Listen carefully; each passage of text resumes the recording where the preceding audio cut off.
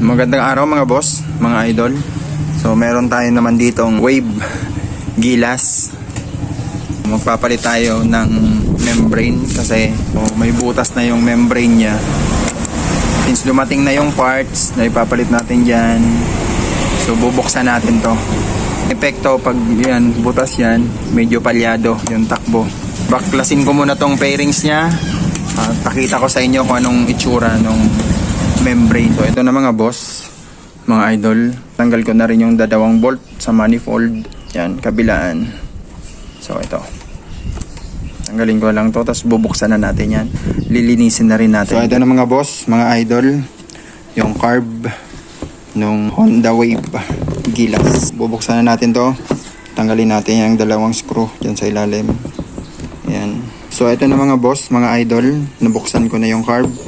So ito na yung laman niya. Yan, medyo madumi na rin. So tatanggalin natin to. Tanggalin natin tong float valve. Yan, ito yung float valve. Ito ang floater. Tatanggalin natin tong mga needle, itong mga jettings nya, itong needle jet saka itong pilot jet. So kapag naka-idle, ito yung nagsusupply ng gasolina. Pag naka-high RPM ka, ito naman yon, nagbibigay ng gasolina. So lilinisin natin yan, tatanggalin natin yan ng flat screw. Tapos ito, bubuksan natin para dun sa membrane. Papalitan natin yun. So ito na mga idol, mga boss, ito na yung needle jet nya, natanggal ko na. At ito rin yung pilot jet. So bubugahan natin yan sa ating compressor. Pati rin yan. Yan. So ito na mga idol, mga boss. So na-expose na natin yung membrane nya. So bali ito pala yung may may diferensya. Yan o. So may tama na yan o. Kaya papalitan natin yan. So ito, ingatan nyo lang, huwag mawala. Ito, may o-ring yan, maliit lang. Tapos ito,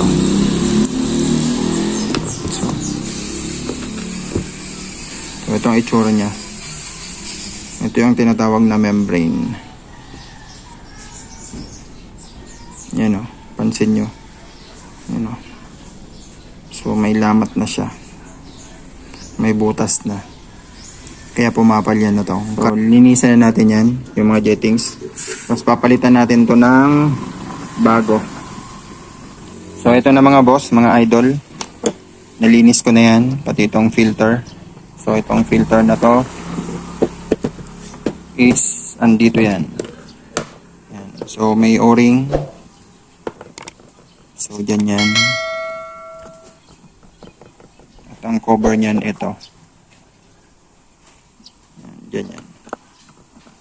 So nalinis ko na yan lahat. Ibabalik na natin yung ating jettings. Yan. So itong needle jet, dito yan. So wala naman yung bilang kung ilang turns. Basta higpitan nyo lang. Huwag nyo lang masyadong i-over tight.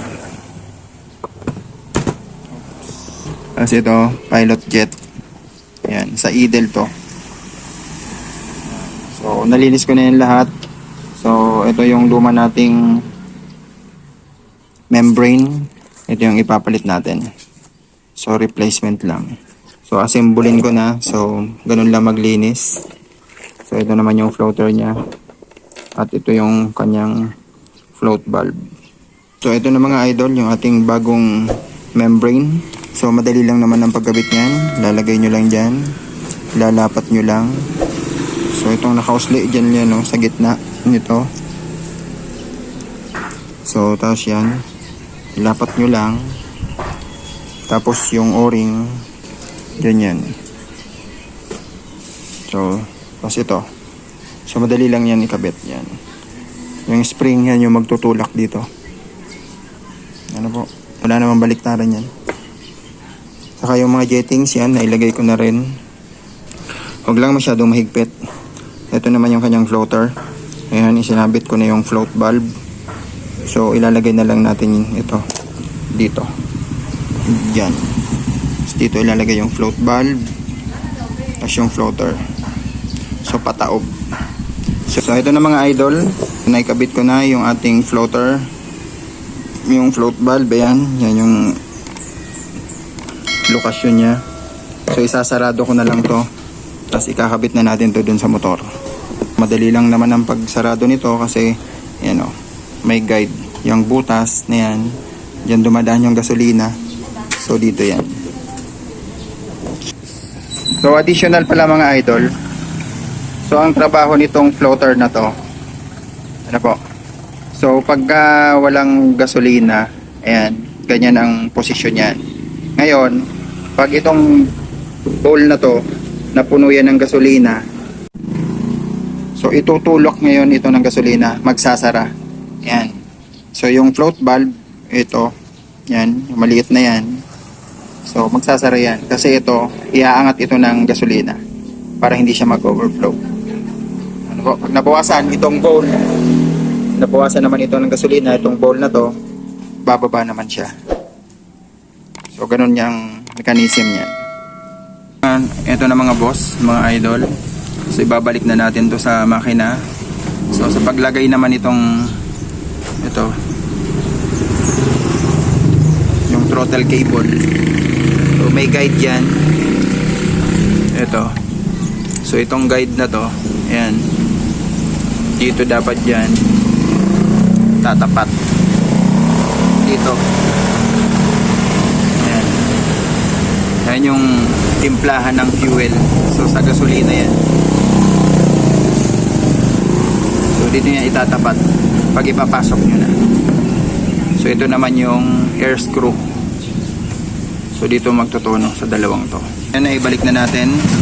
At ito na nga yung ating motor na nilinis, umaandar na siya, so okay na. Sana mga boss ay suportahan nyo ang aking channel. God bless sa ating lahat. Please subscribe.